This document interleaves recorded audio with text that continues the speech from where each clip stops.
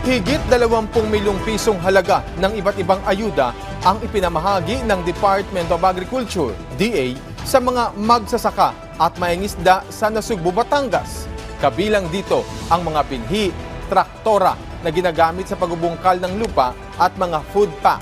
Layo nitong matulungan ang mga farmer na naapektuhan ng magkakasunod na bagyo, makarecover sa kani-kanilang hanap buhay at mapataas pa ang supply ng pagkain sa bansa.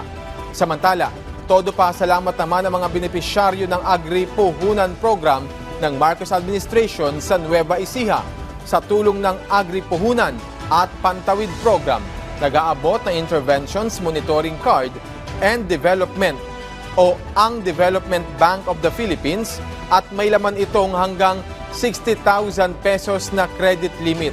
28,000 pesos dito ay maaaring gamitin sa pagbili ng mga pataba, abono at iba pang farm input sa mga accredited store ng DBP, habang ang 32,000 pesos naman na cash ay ibibigay ng pautay-utay sa loob ng 4 na buwan. Papasalamat ako sa manlaking Pangulo na kahit paano mahal naman niya mga magsasaka at binubuhay niya talaga magsasaka para sa bansang Pilipinas.